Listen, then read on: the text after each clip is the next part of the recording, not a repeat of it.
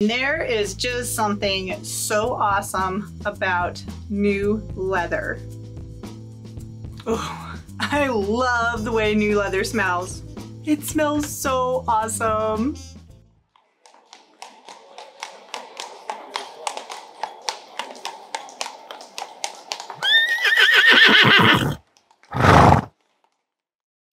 Hello my equestrian friends, it's me Lisa the Budget Equestrian and welcome back to a new video. And well yes, this is new leather.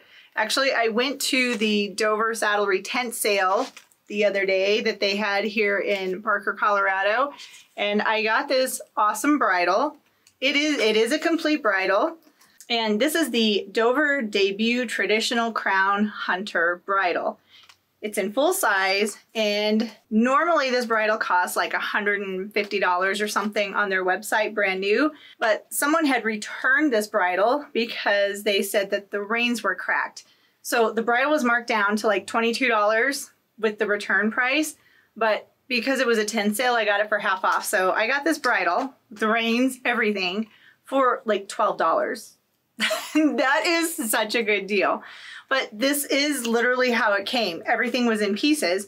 And you know what? I thought this might be a really good opportunity to show you how to assemble an English bridle. It can be a little bit intimidating, especially when it comes in so many parts and it doesn't look like a bridle, doesn't look like something you could put on your horse. So I thought it might be helpful to show you step by step how to assemble an English bridle. So with the exception of the bit, these are all of the pieces of an English bridle. So let me show you what each of them are, and then we'll get this thing assembled. So this is the crown piece. So this is what goes over your horse's head, like right behind his ears. And it does have the throat latch attached to it, which will actually go up on this side. So that is the crown piece.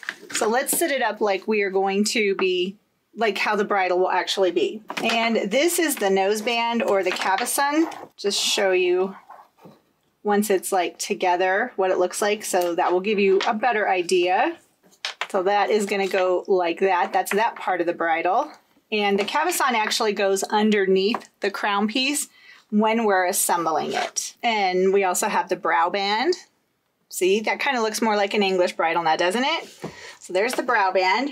Then we have the cheek pieces, and this is what the bit will actually be attached to. So the cheek pieces are going to go on either side, and they are going to attach to that larger piece of leather on our crown piece. And then we have the reins. So we're going to leave the reins to the last part of this, and we're going to start by assembling the headstall, the Browband, everything, all the upper part stuff first that attaches to the bit.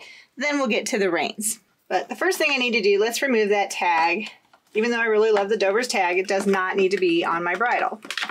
So now I'm going to start with the Browband and the crown piece. So like I said, this is the crown piece of the bridle, and the Browband is going to go like this.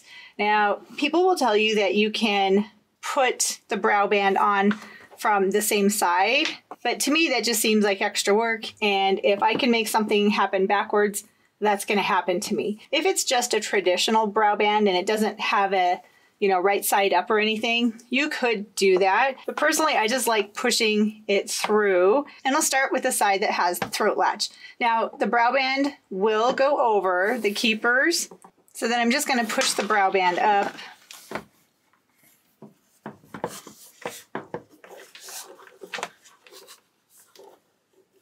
And have it end about right there. So then on this side, I just do the same thing, put both of those pieces of leather through, and there I have my Browband attached to my bridle. So now my cavesson or the noseband is actually going to go up underneath, because this is a traditional bridle, so the cavesson goes underneath so you can't really see it.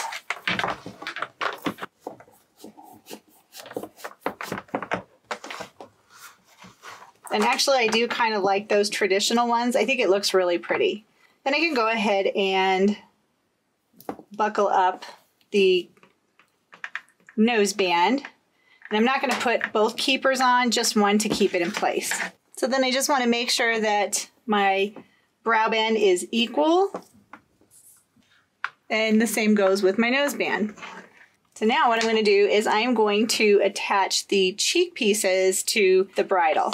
And if you want to make sure that you don't oops and put the cheek piece on the wrong section of the bridle, go ahead and close the throat latch. But again, you don't have to keep it in the keepers. So that way there is only one long piece of leather left, so you know which one it's going to be for your cheek piece. So when you're putting on the cheek pieces, the stitching is going to be out, and then the hook closure is going to be going inside. And I like to keep the cheek pieces even, and I'm going to put this on the second hole for the buckle on each side. Again, making sure that my stitching is on the outside, the hook is on the inside. Going to go to the second hole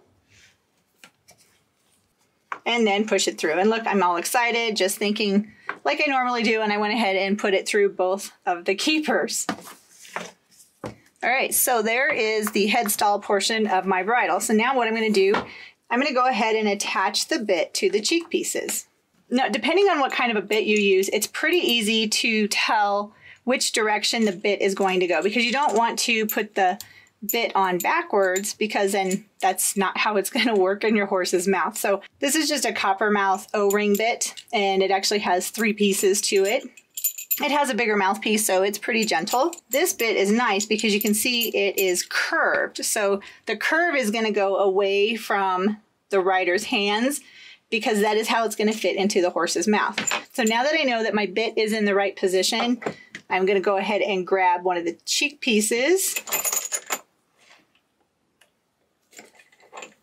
push that leather through the first keeper, through the second keeper, and then secure it with the hook. So then when I'm moving on to the second cheek piece, I want to make sure not to twist my bit, because that is not going to work very well, is it? So I like to pick it up like it would be on the horse's head, and then just catch that ring. And then I can go ahead and push the leather through the first keeper,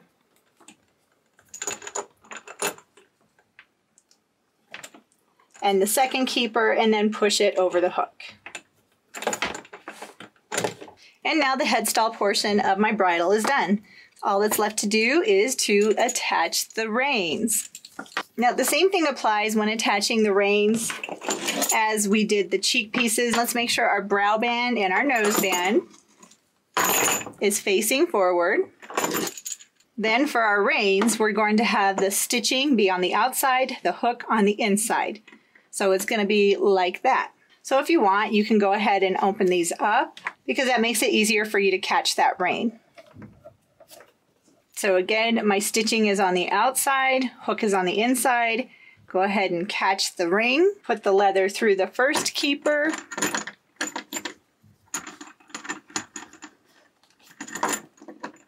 and the second keeper,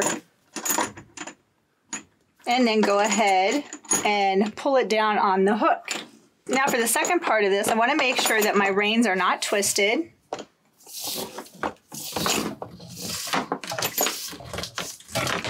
Gonna go ahead and lift up the bridle. I see the ring. Go ahead, catch that ring. Put the leather through the 2 keepers, and then secure it on the hook. And that is how you do it. And just like that, we have assembled an English bridle.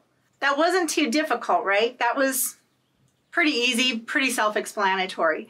Now you may find, depending on the type of bridle that you have, the leather, it might be a little bit stiff, which will make it a little bit harder for it to go through those keepers. So if you soften the leather up first, that will probably help a bunch.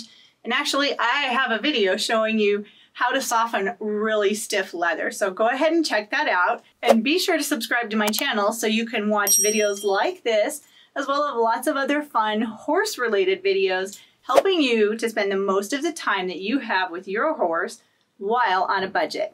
Thank you so much for taking time out of your day to watch this video. I really, really appreciate your support, and I'll see you in the next video.